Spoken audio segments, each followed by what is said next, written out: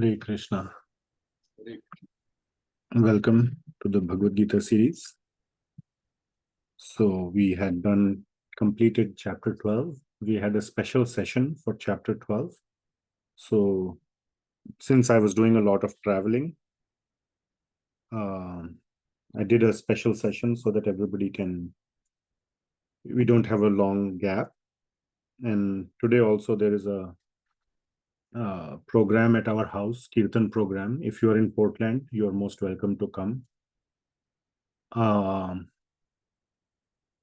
So we are doing this little early today so that we can end by 6:30. So we'll have a 1.5 hour class. Let's get started.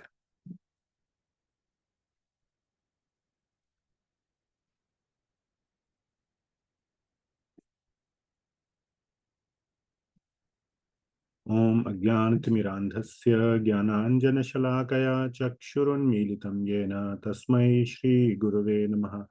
Shri Chaitanya Manobhishtam Sthapitam Yena Bhutale Soyam Rupah Kadamahyam Dadati Swapadantikam Vandeham Shri Guru Shri Yutah Padkamalam Shri Gurun Vaishnavamscha Shri Rupam Sagrajatam Sahagana Raghunathanvitam Tam Sajivam Sadvaitam Savadhutam Parijana Sahitam Krishna Chaitanya Devam Shri Radha Krishna Padan Sahagana Lalita Shri Vishakhan Vitamscha Namam Vishnu Padaya Krishna Presthaya Bhutale Srimate Bhakti Vedanta Swami Niti Namine Namaste Saraswati Devi Gauravani Pracharine Nirvishesha Shunyavadi Paschatya Desha Tarine He Krishna Karuna Sindho Deenabandho Jagatpate Gopesha Gopika Kanta Radha Kanta Namostute Tapta Kanchana Gaurangi Radhe Vrindavaneshwari Vrishabhanu Sute Devi Pranamami Hari Priye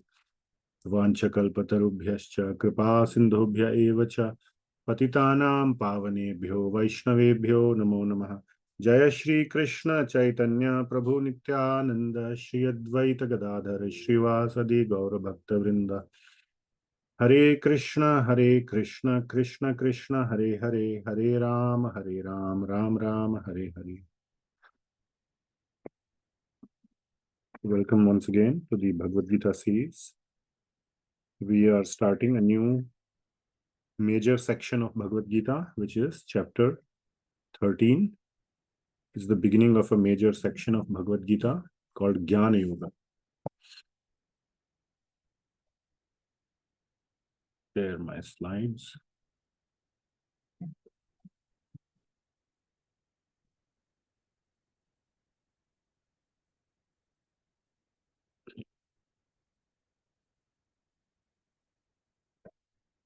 So this is a new section of the Bhagavad Gita. So Lord Krishna had described in the previous chapter, 12th chapter, that those who follow the Jnana marg, and the goal of Jnana marg is realization of Brahman, or the unmanifested form of the absolute truth. That Jnana marg is very difficult, it is very troublesome, and very few people are able to attain success by following that path.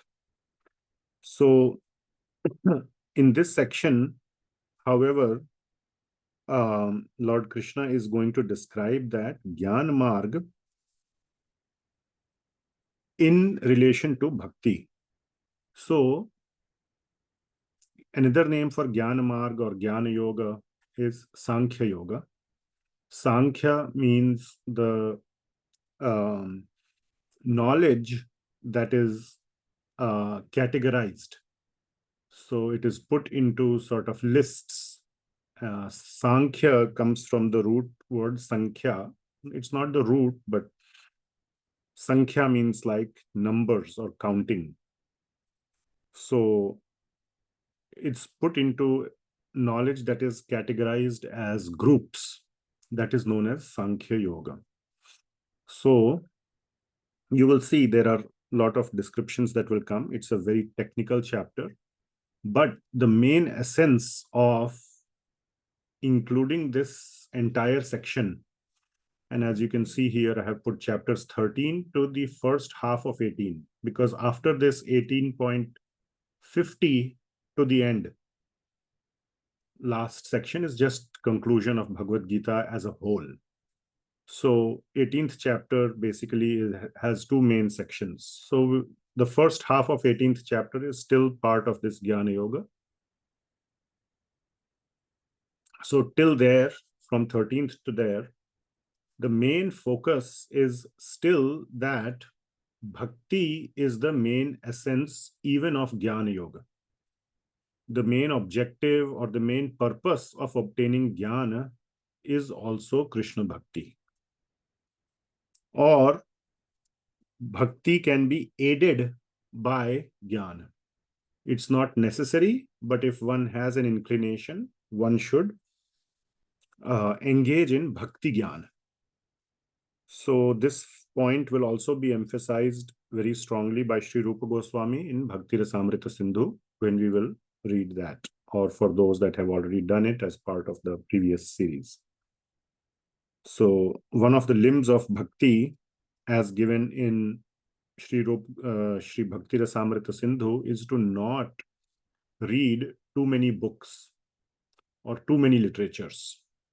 And Sri Jiva Goswami very clearly specifies that the meaning of not reading too many literatures, not just material literature, of course, that is out, but even spiritual literature, one should not invest too much time in too many literatures or invest any time in other literatures. And he specifies that what that means is literatures that do not exemplify bhakti. So any literatures that exemplify bhakti, or the main focus is Krishna bhakti, you can read any amount, unlimited. So it is not that even that has to be limited. That can be unlimited. But what is to be avoided is literatures that are not exemplifying bhakti, or literatures that may be exemplifying other paths such as jnana, marg, etc. Karma yoga, jnana yoga, etc. So that is the point. So Jnana Yoga is again coming up. It was there in the second chapter. It is again coming up in Bhagavad Gita in these 5.5 chapters. But it is showing that bhakti is the main essence even of Jnana. So that is the purpose. Okay. So everybody has their books with them. It's very important to have your book with you. So you must keep your book in front, because I have not, maybe in the next series, whenever we'll do, I'll put the actual verses also in the slides. So we'll see. Maybe if somebody is willing to do that work, that will be nice. Let me know. So that I don't have to keep asking for, but anyway, having the book is nice because we cannot put all the word by word and the purports, especially if so some of them are very long. We cannot put all of that, otherwise it will become 2000 slides. All right, so let's start. So the first verse is by Arjuna. He is asking a question. Now, in some of the editions of Bhagavad Gita, this verse is not there. Okay, so that's okay. There are some differences between various editions. That's why critical editions are very important. The critical edition is an edition where somebody has collected all the available manuscripts, various editions, and dating as far back as possible. And even looking at other literatures where this literature may be referenced. And Bhagavad Gita is one of the most highly referenced works.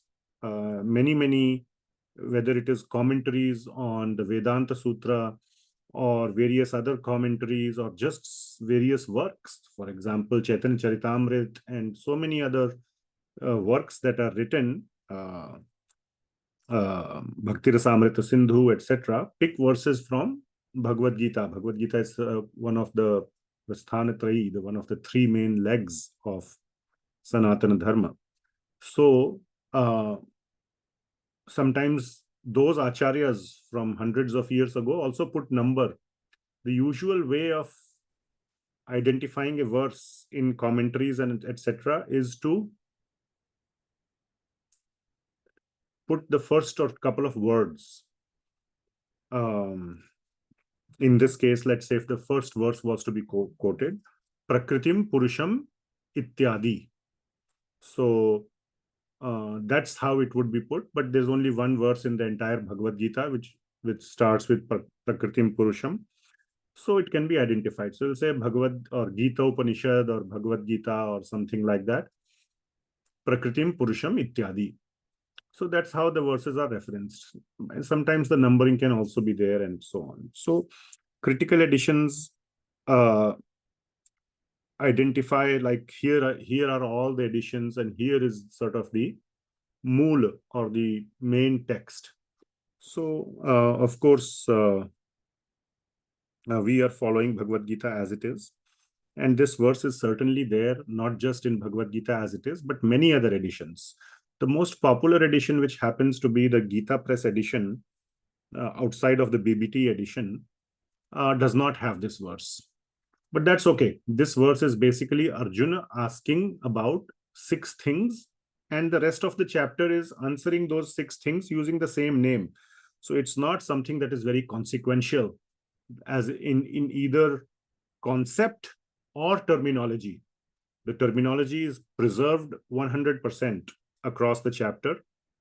And of course, the concept is there in the chapter. There is no concept as such in the first verse. It's just a question asking, what are these 6 things that Arjuna is asking? That's it.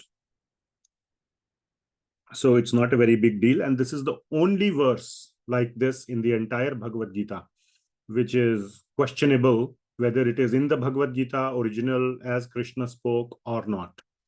This is the only one. So by that count, you either get 699 verses or 700 verses.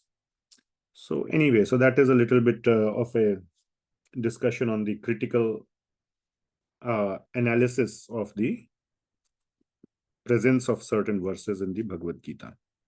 So, of course, we are following BBT, Srila Prabhupada's Bhagavad Gita, or his edition.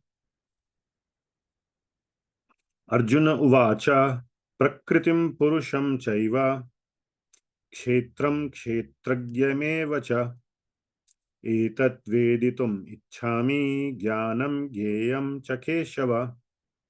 So 6 things are being asked about here. So what are those 6 things? Prakritim purusham chaiva. So he's just naming those things. Ksetram kshetragyam evacha. So kshetra and kshetragya.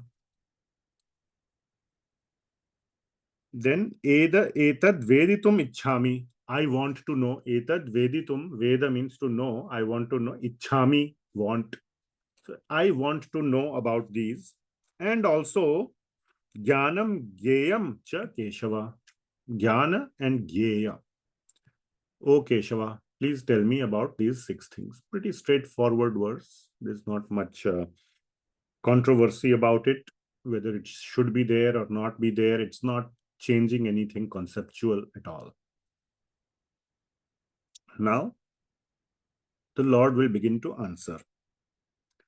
13.2. So, idam shariram kaunteya kshetram kshetragyam evacha. So, as you can see, sorry, idam shariram kaunteya kshetram ityabhidhiyate etad yo veti tam prahur kshetragya iti tad vidaha. So you can see Lord Krishna is using the exact same words, kshetra and kshetragya. So we'll come to that. So these are the 6 things that are being asked by Arjuna.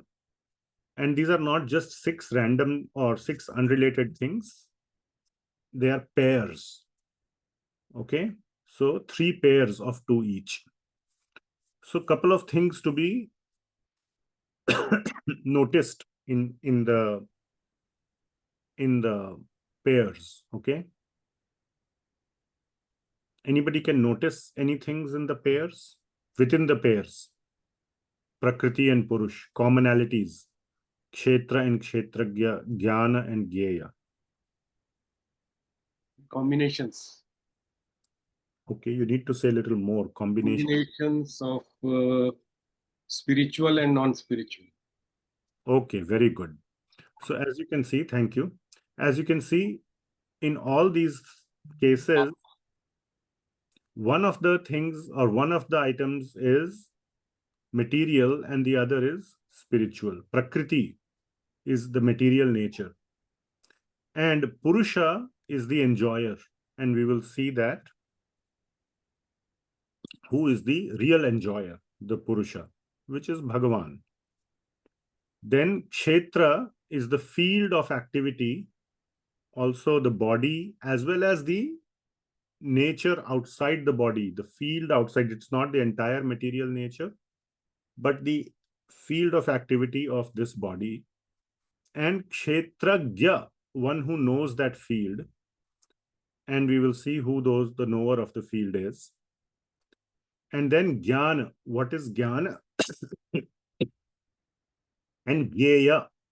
Jnana as such. So, okay, so field of activity is material. Knower of the field is spiritual. We will see that the knower is both the Jiva and Bhagavan, or jivatma and paramatma. They are the 2 knowers.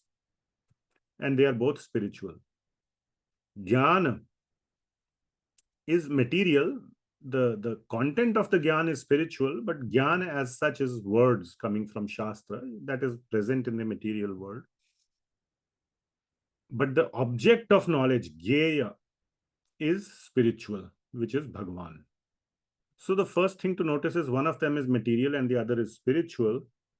And the second thing to notice is that the spiritual is always, though it can have other interpretations, even in the Bhagavad Gita, we will see that the main interpretation is Bhagavan, is the Paramatma, or Bhagavan, but the Supreme Lord or the Absolute Truth. So he is the spiritual entity. Purusha is the supreme enjoyer, is Bhagavan. Kshetrajna is Bhagavan. And Jnaya is also Bhagavan. So we will see how this progresses. Okay, so that is the first 2 verses, and I have put verse numbers here to indicate where exactly in this chapter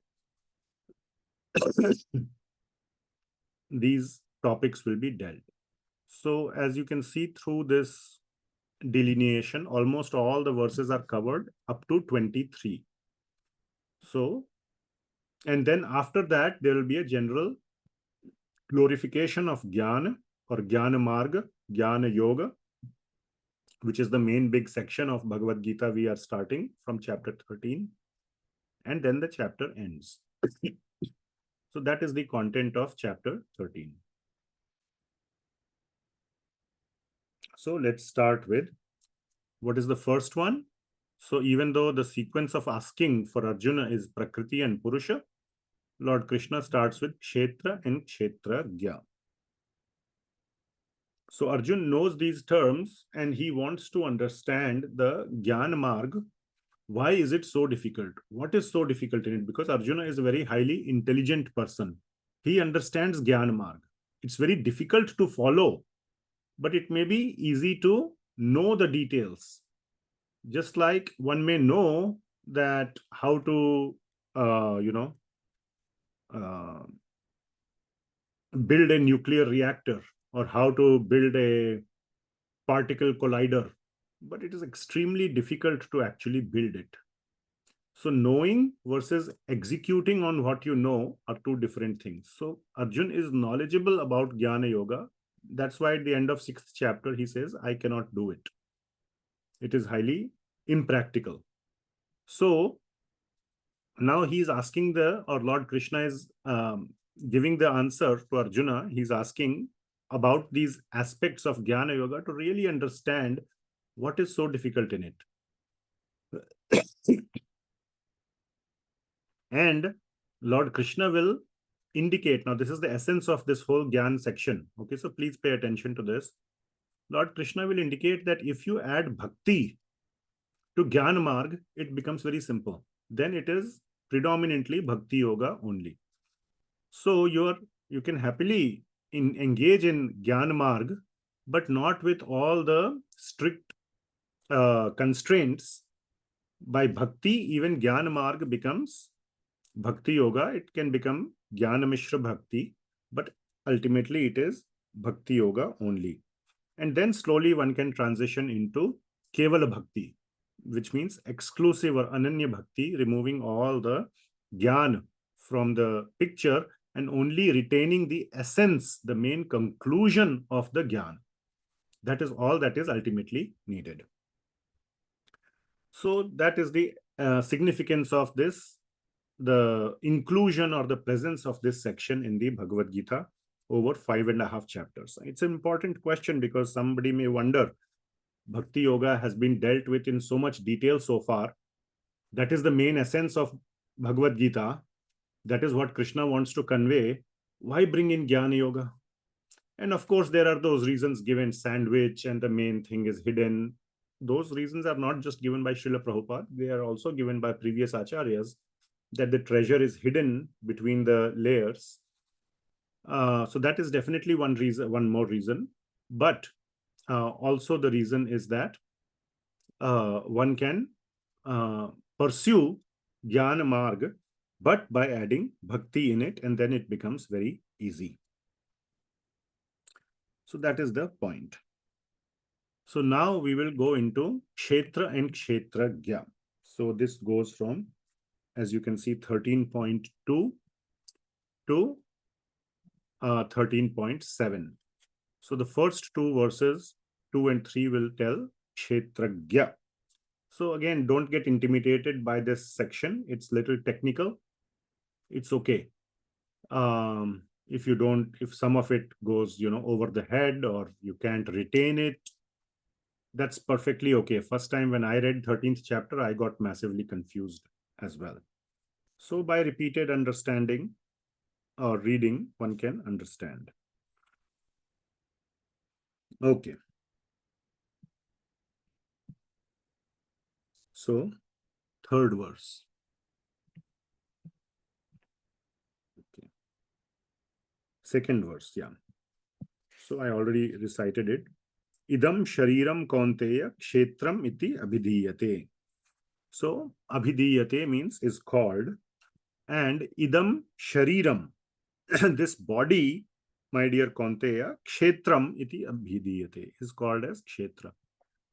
So, and etad yo veti tam prahu kshetrajya iti tadvida. And one who knows this body is known as the kshetrajya. So gya means to know, or the knower, not to know, but knower. Kshetrajya.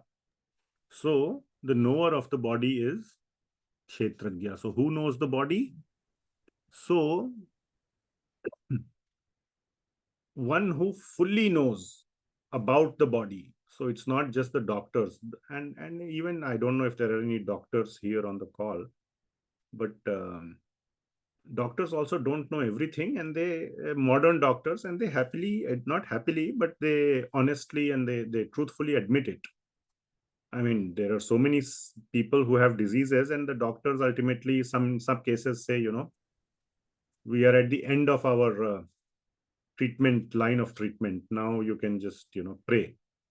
So some doctors are in some cases, doctors have to say that if they know everything about the body, they should be able to deal with all possible diseases and situations, but they cannot. So a spiritually realized person is the real kshetrajna, one who knows everything about the body. And of course, today's medical science doesn't know about mind, intelligence, and definitely not ahankar. Mind and intelligence, one may say, about brain, or even about psychology. But definitely about ahankar, they don't know. So for that, they will send you to some spiritual people, spiritualists. So anyway, the real ksetrajna is a spiritually realized soul. That is the conclusion.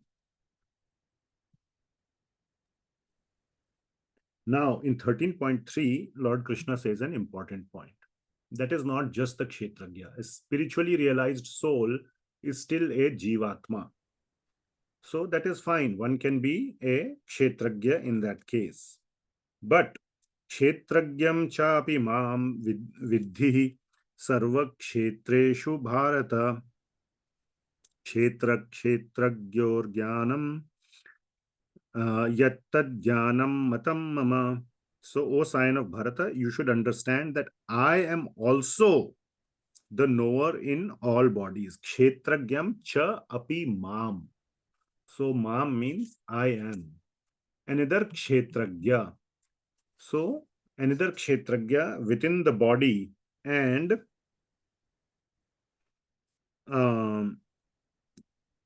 and this is called, and the next line is saying kshetragyor jnanam yat tad jnanam matam mama.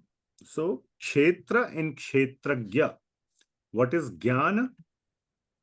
Jnana is to know kshetrajna and kshetra. That is jnana. So, that will come later as well. What is jnana? But right now, the first line is saying that there is another kshetrajna within the body, which is me, mam. So I am the kshetrajna. And of course, who is within the body? Paramatma is within the body. And Krishna is saying this, mam. Therefore, he is present. I mean, he has already said, I am in every living entity. So Krishna is referring to Paramatma in this case. So Paramatma is the other kshetrajna. So even though kshetrajna could be a jivatma, but the main understanding of ksetrajna is Bhagavan or Paramatma. And jnana is to know all of this. So just remember this, that jnana, which will come later. So if we go back, jnana is being dealt with in 13.8 to 12. I will tell you what is the meaning of that, because there, if you see jnana, you will not see much of jnana over there.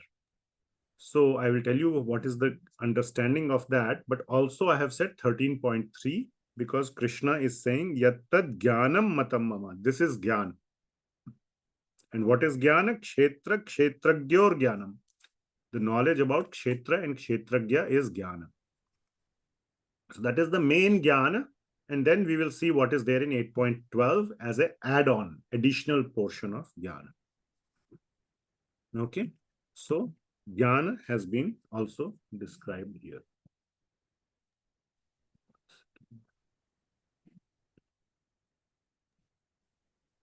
Okay. So there is this description in the Srimad Bhagavatam, and Srila Prabhupada has put this in the purport as well, that there are two souls in, he writes here, in every field of activity, which means in every body, there are two souls, the individual soul and the super soul. And in the Srimad Bhagavatam, it has been shown as two birds sitting on the same branch. So a branch is like a body, and two birds are sitting on the same branch, which means there are two atmas in the body. The jivatma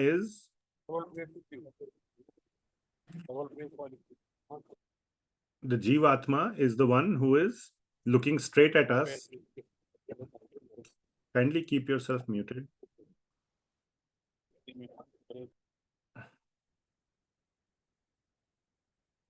So the jivatma is actually the one.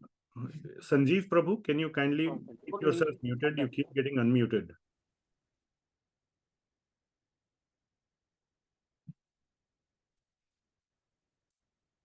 So jivatma is the one who is looking away from the paramatma. And paramatma is the one who is trying to provide guidance to the jivatma. So that is the example given in the Srimad Bhagavatam about two birds sitting on the same branch. Okay. Let me lock the meeting.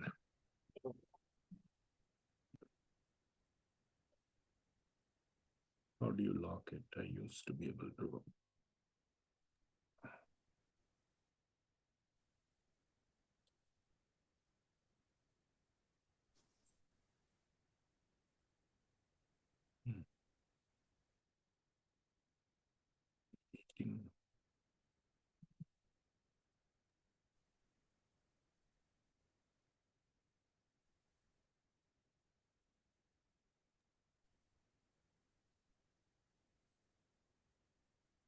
I can't find it. Okay, if it happens again, then I'll see. There used to be some way to lock it.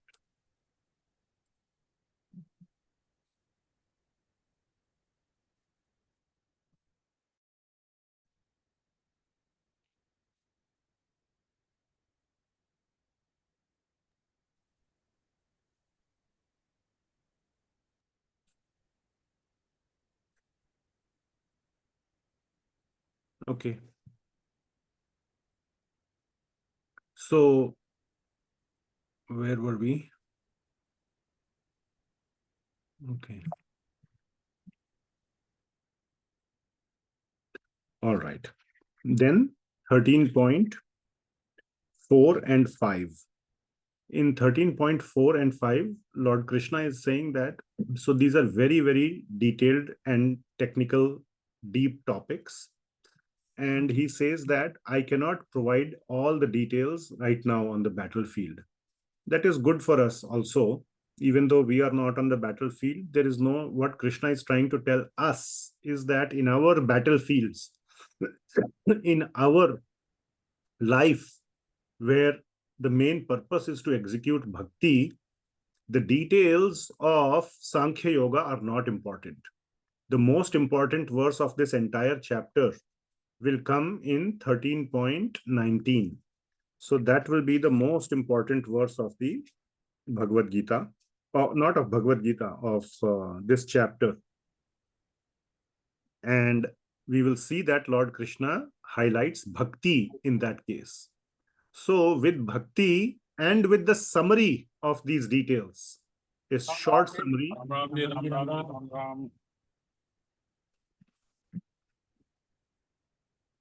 Your lock is.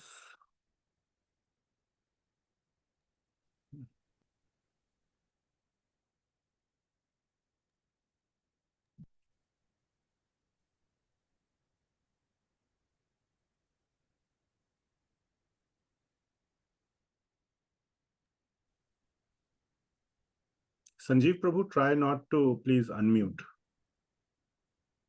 I'm trying to find how to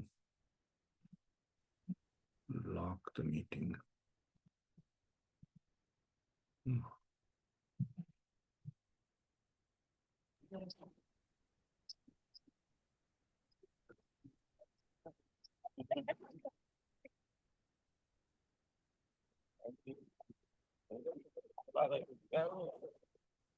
Got it. Okay, now you cannot unmute yourself. Can Shalu Mataji or Ram, can you try unmuting? You cannot unmute, right? Perfect. Okay, good. This setting was hidden somewhere. Okay, so now if you need to speak anything, you need to raise your hand.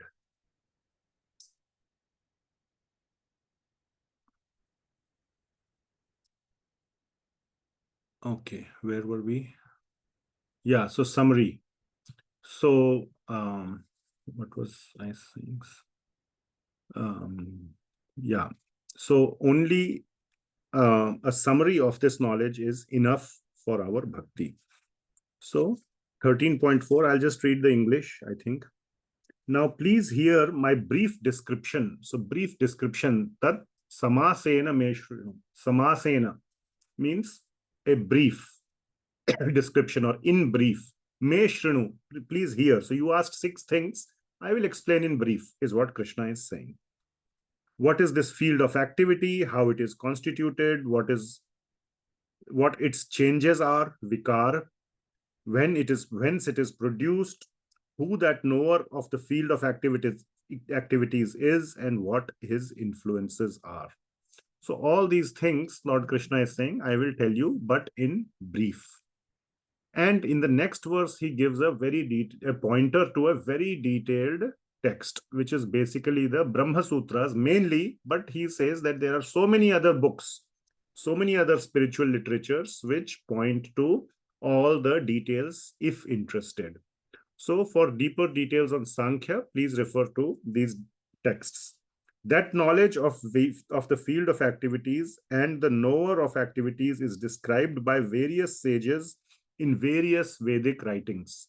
So please understand, in this verse, there are Chandobhir Vividhai Prithak. So Vividhai, different, Prithak, different. Chandobhir means the various writings, the various verses which are present in the writings. Rishibhir Bahudha Gitam.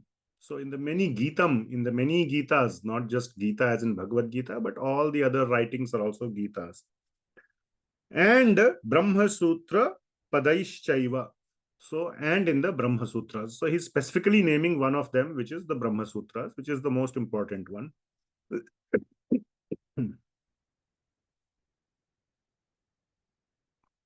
Hetum Adbhir Vinishchitaha. You will definitely find the answers.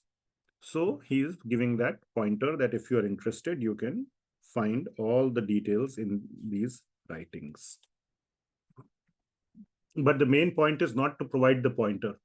The main point of this is that if Krishna wanted, he could have definitely provided more details. This chapter has 35 verses. There are chapters with 78 verses, 72 verses, like that. So he could have made this chapter a little bit longer. Of course, there is a war that is going to happen, but few more verses he could have added. The point is that Lord Krishna is indicating it's not necessary. This much knowledge which has been given in this chapter is enough for one's bhakti. Even in the entire Bhakti Rasamrita Sindhu, Sri Rupa Goswami has not mentioned this even once. This whole knowledge doesn't even come up once. So for executing bhakti, which is the main purpose of Bhagavad Gita or the main teaching, this is not important. All right. Now, in the next two verses, 6 and 7, Lord Krishna is describing ksetra. So that is the field of activity. And as you can see, it is not just the body. It includes the sphere of interactions of the body. Whatever the body interacts with, that whole thing is the field of activity or the ksetra. So 13.6 and 13.7 is describing the ksetra. Now, Srila Prabhupada has given about 1 page purport here, but I have tried to summarize it in this one slide that there are these 24 elements constituting ksetra. I have not then further summarized some other points that are the interactions of these across these elements that are also mentioned in the purport. You can read the purport. There it says, then there are desire, hatred, happiness, distress, which are the interactions, representations of the 5 great elements in the gross body. The living symptoms represented by consciousness and conviction are the manifestation of the subtle body, mind, ego, and intelligence. So all these points are mentioned in the verse, but mainly the 24 elements are the ones that constitute ksetra. So I will read the English of the verses 6 and 7. The 5 great elements, false ego. So 5 great elements. What are the 5 great elements? Earth, water, fire, air, ether. Bhumir, apa, anala, vayu, kha. And then false ego, intelligence, the unmanifested, the 10 senses. What are the 10 senses? The 5 jnanendriyas and the 5 karmendriyas. I have listed them here. So 10 senses. The mind, which is the 11th sense. The five sense objects, the vishayas, which I have mentioned here, smell, taste, for touch and sound, which correspond to the five Gyanendriyas. Desire, hatred, happiness, distress, these are the interactions. Okay. The aggregate, the life symptoms, the convictions, all these are considered in summary to be the field of activities and its interactions. So the ksetra is this, and then there are on top of that the interactions between the body and the vishaya. So vishaya is not part of the body, if you see. Smell, taste, form, touch, and sound are outside. The sense objects are outside the body. And when the body interacts, body means including mind, intelligence, and false ego, the interaction of the body with these sense objects is through certain emotions, which are listed here as desire, hatred, happiness, and distress. So these are the interactions between the body and the vishayas. So the field of activity, the ksetra, is the body and the vishayas. So from first one till the second last one is part of the body, and then the vishaya is the outside the body, and then there are the interactions. So these are the ksetra and its interactions. Okay, kshetram samasena sa vikaram udahritam. So kshetra and the vikara. How does the kshetra change? The modifications or the changes that happen in the kshetra are known as the vikars. So in the body, there are 6 vikars. I don't remember exactly. Existence, asti, jayati, taking birth, then some changes, and then growth, and then dwindling, and death. So I may have missed one of them, and I can't remember all the Sanskrit words. So these are the 6 vikars, the changes, and the changes happen due to things like happiness, distress, and so on and so on. So that's a short summary of kshetra and its vikar and its changes. Okay.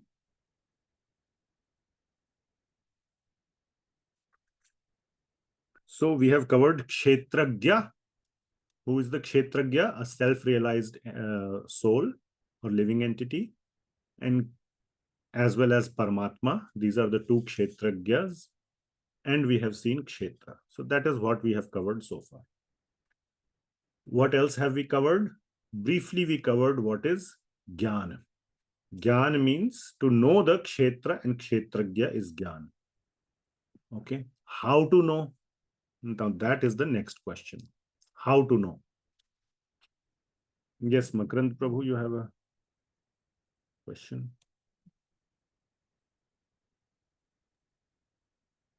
Prabhuji, I want to know a little bit more about pradhan. What is it? I do not understand this. Yeah.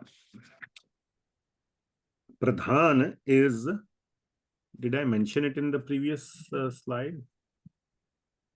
Yeah, unmanifested gunas. So that is what it is. So what happens is that this is given in one of the purports. If you search in Veda base, there are 2 places, and I think it is given in chapter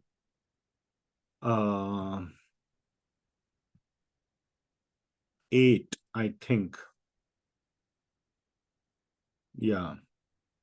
In the verse number, somewhere in 8.16 to 19, I think. Maybe Ram, you can search for the word pradhan in Veda base with the filter of Bhagavad Gita. Yes, Shamlila Mataji, but pradhan basically is the unmanifested gunas. And when the creation occurs, then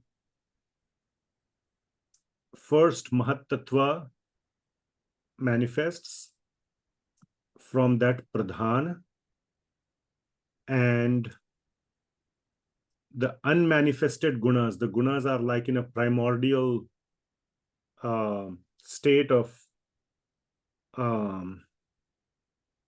primordial state, and then the gunas become more manifest. The three gunas, sattva, rajas, and tamas. And from that, the rest of the material creation occurs. So that whole sequence is given somewhere in Bhagavad Gita purport. Yes, Ram, were you able to find? The word, just to confirm, the word pradhan is not actually in verses 6 and 7, right? As far as I am looking. It doesn't put it on the slide, so it must be there. I don't see it as part of the Sanskrit of 6 or 7. Okay. And then when I search for it, so avyaktam. So avyaktam is what is pradhan, unmanifested ones. But anyway, did you search for pradhan though? What I had asked. Yeah, pradhan was not there as far as I could. Wait. In Veda base. In Veda base? What are you talking about? When I search. Okay, I am searching right now.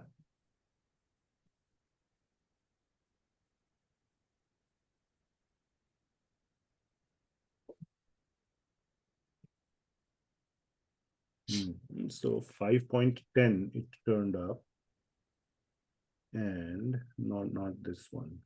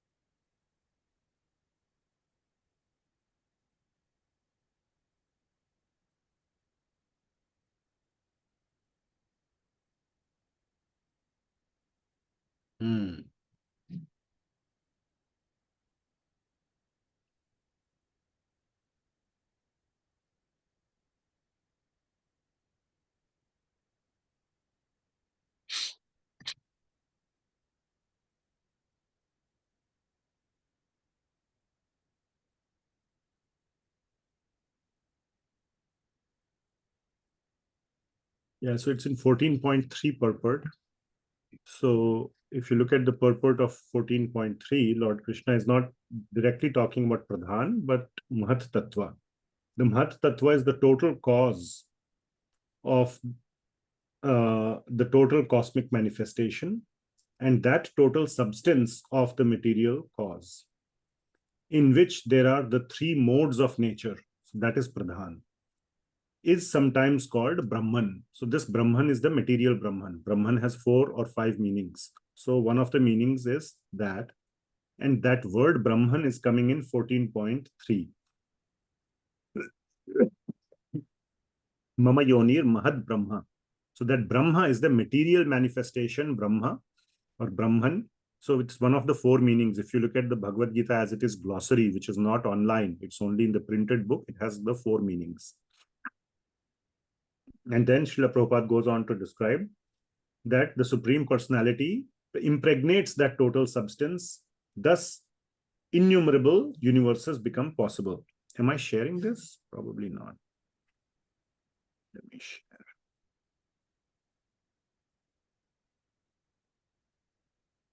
Yeah, so this is the purport of 14.3. So I was reading this. And where it's written, in which there are the 3 modes of nature, that is pradhana. This total material substance, the Mahat Tattva, is described as Brahman in Vedic literature. The Supreme Person impregnates the 24, and then you can read further. I think there was another discussion as well. If I find it, I'll post it on the WhatsApp group. Thank you. Okay. Shamlila Mataji, were you trying to say something? Where are you? Okay. Hare Krishna, Prabhuji. So, Hare Krishna. Prabhuji, the pradhan in Bhagavatam 7:15-27, is it different? It just says it's the chief cause of material nature. Yeah, so that sounds consistent. It's the same thing, right? Yeah, chief cause of material nature. Now, cause doesn't mean that chief cause. So, which verse did you say? 7? 7:15-27.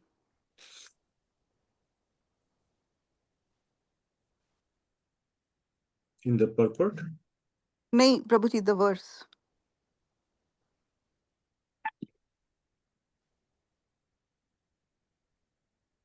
7:15, 27. 27. Ji. I don't see what the words that you're mentioning. I'll read the purport, but you're saying it's in the translation?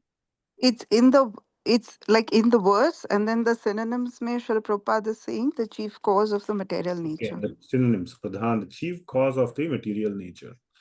So, yeah, I mean, chief cause doesn't mean that pradhan itself doesn't have another cause.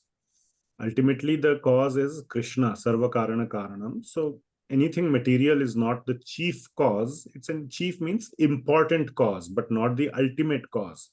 Sarva karana karanam is not there. So before pradhan, as I was showing in the other purport, 14.3 Bhagavad Gita, Mahat Tattva is the sort of the first manifestation of material energy. And then from that comes the unmanifested gunas, which are known as pradhan. And from that, manifested gunas come, and from that comes the rest of the material nature. Ji, Prabhuji. First one being ahankar. Ji. Thank you, Prabhuji. Okay. All right. So let's continue. So now comes jnana. So at one level, like it is said in 13.3, jnana is the knowledge about ksetra and ksetrajna. That is jnana. But how do we attain that jnana? So that has also been given by reading Vedic literatures. For bhakti, chapter 13 is enough. But if somebody is interested in more, Lord Krishna has given the pointer, other writings of the sages, and the primary one being the Vedanta Sutra or the Brahma Sutra. Okay. Now, the remaining question is how. It is also very important to know how to obtain jnana, not just where to obtain it from. So the attitude or the mood of the student is very important, and that is what is stressed in the jnana section of this chapter. So what is jnana? So 20 items of jnana are given here, but they are not actually jnana in themselves. They are the attitude or the qualities in a person that make him or her suitable to obtain knowledge. And without all of these qualities, not just one, it's an and, A and B and C and D. So all of these qualities need to be present in someone for him to be a perfect student to be able to obtain knowledge. And it's very hard to obtain all these qualities, and that is why Jnana Yoga is so rare or so hard to obtain or so hard to follow, because developing all these qualities is almost impossible. Whereas in bhakti, you do not have to completely obtain all these qualities. You can make an effort and you should progress towards these qualities, but it doesn't mean that you have to become perfect in all of these. By performing bhakti, these qualities begin to manifest and begin to become more and more prominent in the devotee by the practice of bhakti. So these qualities become an output or an effect of practicing bhakti. Whereas for jnana, these activities are the cause. These are the prerequisite for jnana. So that is the difference. So you can see here, I'll list down some of these, And these are the qualities that need to be there to obtain jnana. So we will go through some of the items. We'll go through, I'll read the translation. All the 20 items are there. Then I have selected some 7 or 8 items that I like. On the next slide, you should also carefully read Srila Prabhupada's purport. He has given one paragraph on each of these items. Try to meditate on it, not just read it like a passive reading. Try to see the essence that Srila Prabhupada is making about each of these items. And whichever one inspires you or appeals to you, you take that item and try to apply it in your life as given by Srila Prabhupada. No deviations. I will self-modify the meaning of it. Tolerance, for example, the first one or one of the first one is ksantir, or tolerance. Yeah, I will tolerate everyone except my husband or except my dad. Everybody else is tolerable. So you cannot have, the person you think is the most intolerable, you must start there. Okay. So like that, you can pick a couple of items or small subset of items and start to do some work on it. In parallel, continue to execute Bhakti Yoga. And those qualities will become more and more refined in your life. Okay. Yes, Ram. I just wanted to see if you were sharing your screen. Oh, thank you for sharing that. I was not. Okay, hopefully now it is shared. Okay, so what did you miss? Was this there, 13.6 and 7? Was this slide shown? Yes. Okay, good.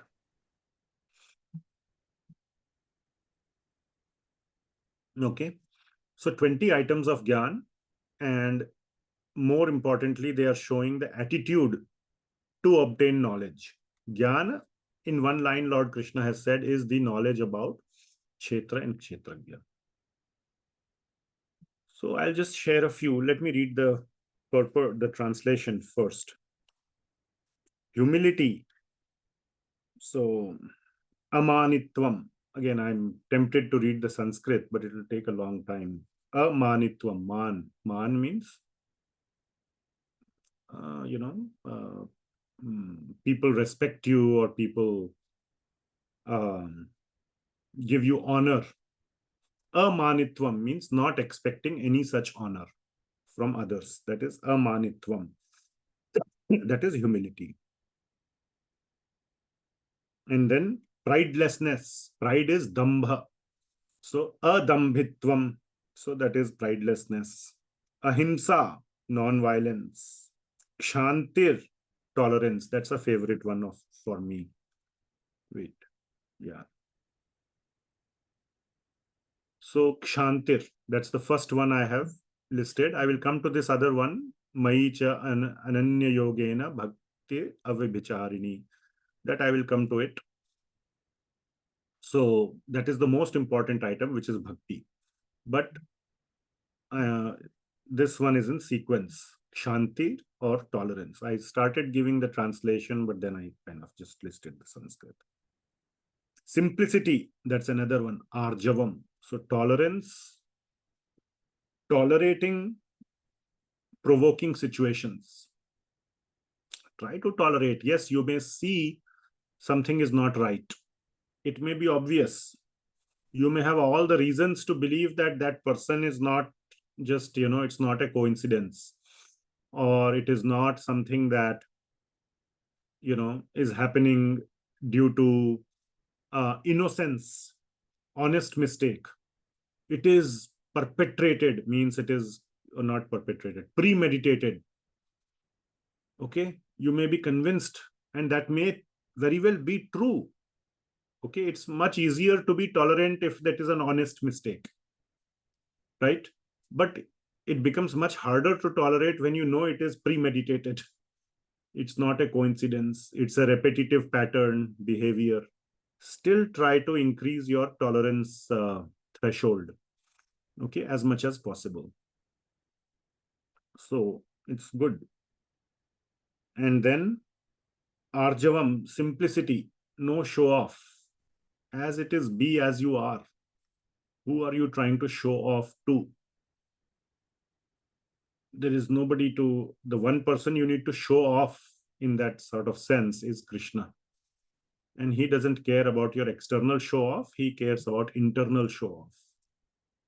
And depend on Krishna for everything else. No need to manufacture stuff.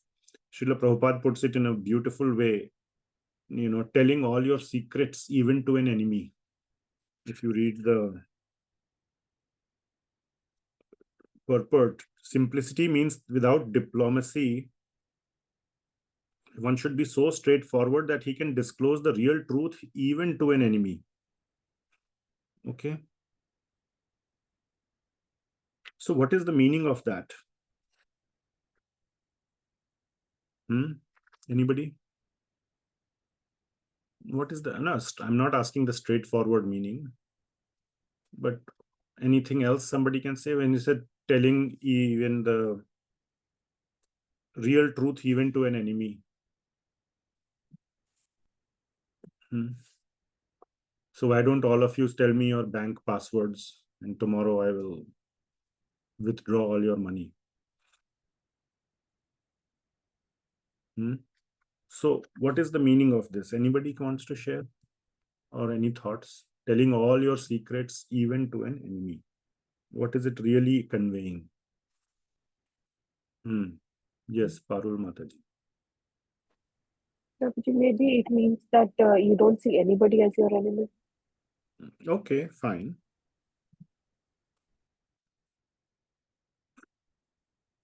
Anything else? Something deeper? Yes, Sundar Gopal Prabhu.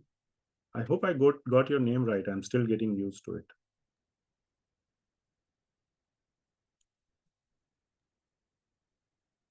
I'm asking you to unmute.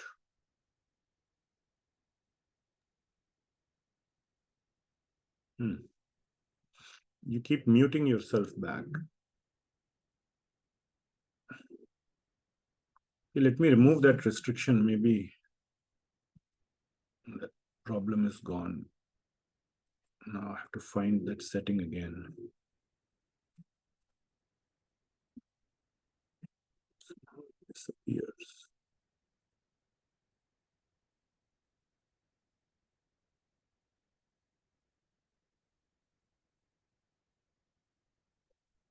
Okay, Sundar Gopal Prabhu, you can unmute yourself now. Hare Krishna Prabhuji. Dhanavad Pranam. Sundar Madhav Das. It's okay. Sundar Madhav Prabhu. Sorry, I'll get used to it soon. Anand has some. So, Prabhuji, actually, I wanted to speak. So, Yes. yeah, is it meaning like the person is very simple and he shows the simplicity and even thinking if I'll tell to enemies also it won't hurt. Yeah, but that's the definition of simplicity is what Prabhupada is saying, and we are saying that back, that it is simplicity. Yeah, I think that what you mentioned, arjavam, that fear about God only, or like that you're not hiding something from God. That's the thing we want. Not hiding something from God. Okay. Yeah, I mean, God already knows everything. You cannot hide. How can you hide, even if you try? Shalu Mataji? Prabhuji, I was thinking maybe some of the qualities that are same no matter who walks in your life, that you are, suppose you are kind, so you're kind to everybody equally, doesn't matter what they are doing or how they conduct their life or whatever.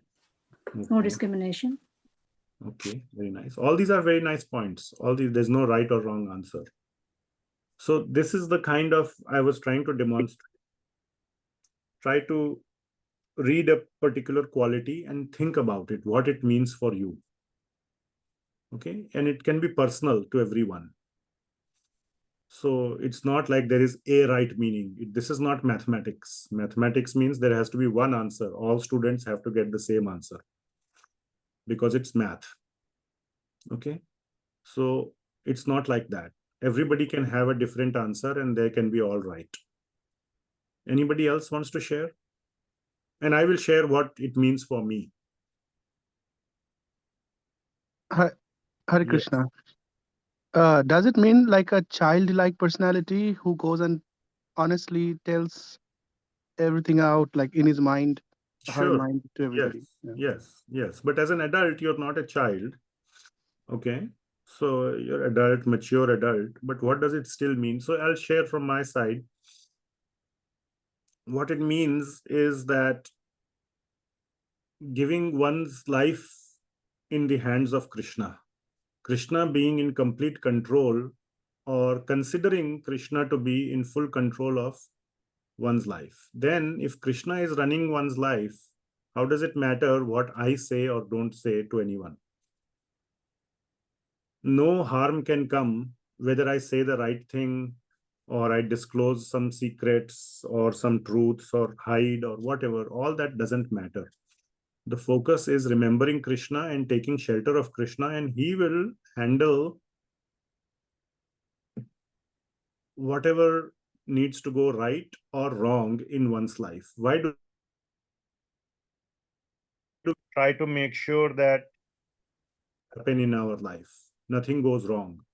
To sort of manipulate or drive things in a particular direction in our life.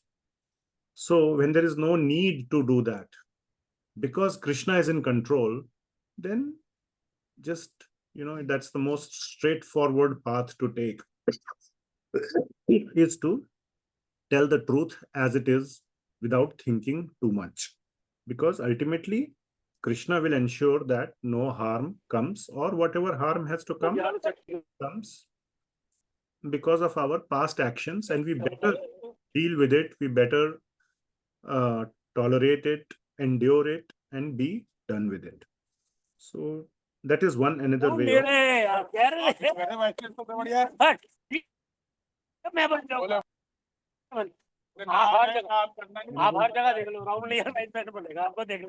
is not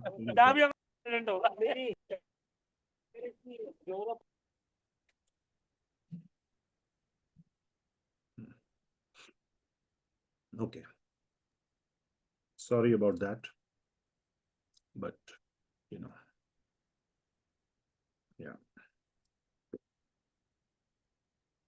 yeah, sometimes you have to have the right balance. Like, I mean, in this case, that unmuting thing and all that was problematic to have a group discussion. So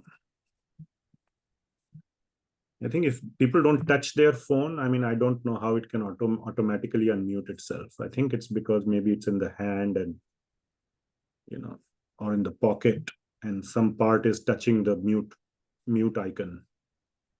So maybe that's the case. I don't know what happened, but I'm sorry I had to drop you if you're listening on the recording. Okay. Where were we? Arjavam. Okay. Yeah, arjavam. And the next one is acarya upasanam. So taking shelter of a spiritual master, very important. Guru Padashraya, the first limb of among the 64 limbs of bhakti in Sri Rupa Goswami, the list of in Bhakti Rasamrita Sindhu. Next, arjavam, acharya upasanam, shaucham, sthairyam, atma vinigraha.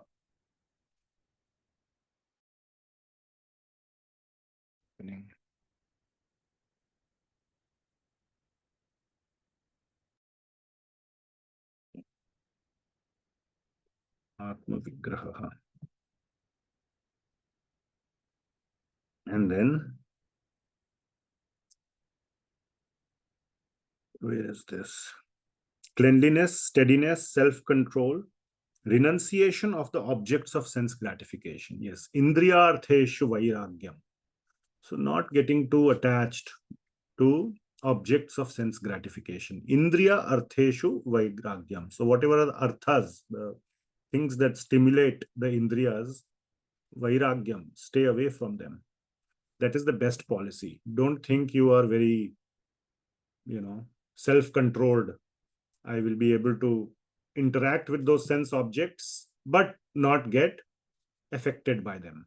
Best policy is to stay away.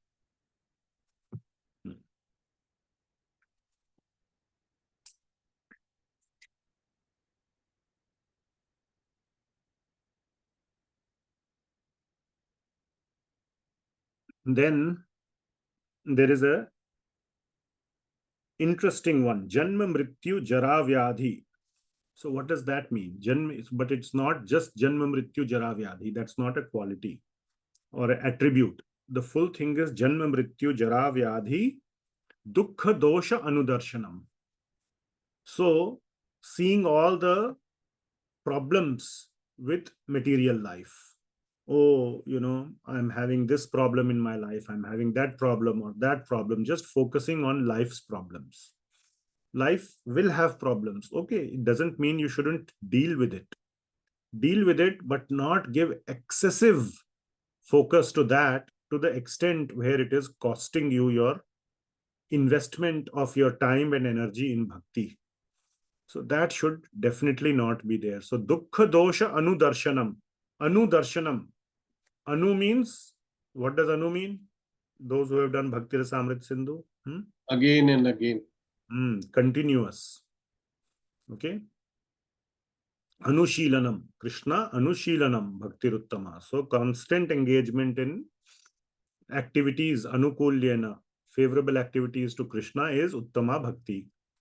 Anu, one of the meaning, there are two meanings of anu. One of the meaning is continuous, continuously bothering about my life is this and that, and just constantly worrying about making your material life perfect. It will never be perfect, never. So janma, mrtyu, jara, vyadhi, dukkha, dosha, anudarshanam should be avoided.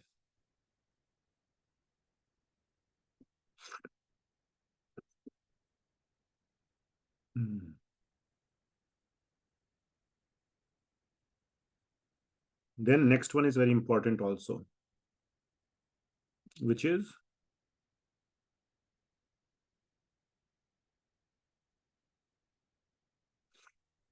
anabhisvangah putra dara griha adishu. Anabhisvangah means attachment or freedom from attachment to putra dara griha adishu. So what it means here, Srila Prabhupada explains in the purport, is that if that is not favorable to one's bhakti, putra means children, dara means wife, griha means all those things. Is my voice changing now, Ram? Or is it same? Yeah, changing. Somehow my phone keeps getting connected to, as becomes the default microphone for the Zoom. This is the 10th time it has happened. I don't know if it was changing too much, but Suddenly it converts the microphone of the Zoom to the iPhone microphone, because iPhone gets connected to the Mac. I don't know what's going on. Maybe I should just, yeah. Okay, so that is the meaning of anabhisvangah putra dara grihadishu. So the best thing is to make the entire family be involved in bhakti. And then one does not have to actively sort of compartmentalize your time between family and Krishna consciousness. That can be done together. Family time is Krishna consciousness time. So that's how it can be done. And then comes the most important one, Mai cha ananya yogena bhaktir avyabhicharini. So that is the most important one among all the 20. Srila Prabhupada says, ananya yogena bhakti. So ananya bhakti yogena. if you switch the bhakti and yogena. Ananya, and this has been stressed so many times in Bhagavad Gita already, that exclusive bhakti to Sri Krishna, so exclusive to Krishna, bhakti to Krishna, and avyabhicharini means unbroken. Again, continuous, steady bhakti to Bhagwan Krishna. So, Srila Prabhupada translates this as constant and unalloyed devotion to me. Constant means avyabhicharini, and unalloyed means ananya. Devotion to me, bhakti yoga. Okay. So this is the most important item. And from that, the remaining will get cultivated. The remaining will get manifested in one's life. If this one is there, you put a little catalyst, just like curd. You put little curd in the milk, the whole milk will become curd. So by bhakti, bhakti is like your whole milk, and you put little curd, then bhakti will make sure that the whole thing becomes full. Okay, maybe that was not the best analogy, but anyway, you get the point. And then another very important thing is association. So one association part was already there, the very close association, which is putra dara, and plus material entanglements also, griha. That's not a person, but a material entanglement, all those things, property and this. I went through material entanglement of getting rid of that property. Now it's gone. I'm so happy. So getting rid of those entanglements. And another is beyond your next circle.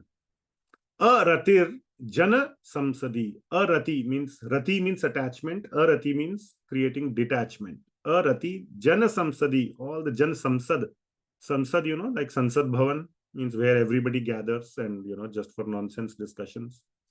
Jana Samsad, this getting into material, worldly people's association and keep talking nonsense. So that should be completely avoided. Arati should be developed. Another one which I like very much is Adhyatma Jnana Nityatvam. Nityatvam is a very important word. Nitya means continuous. Continuous engagement in Shastra study is very important. So one should continuously, every day, or if that is not possible, if you're doing it not every day, let's say you're doing it once a week or whatever, every day have some system in place so that you don't miss that weekly 5-6 hours. Let's say Saturday, Sunday, you do a lot of it. But do something every day so that you are able to do that on the weekend. It may mean many things. I may do 15 minutes every day so that I remember what's going on. Otherwise, half the time will go in catching up from what I forgot. Another thing could be that make sure your time that you have allocated is cleared up. You don't have anything big coming up. Oh, I didn't do this. Now my time is gone and I cannot do my swadhyaya or my study. So keeping that time very protected, or doing it every day, even every day, keeping that time very protected. This is the thing I must do. Other things I will work around it. I will negotiate. So, Adhyatma Jnana Nityatvam, having continuity. What does Srila Prabhupada write?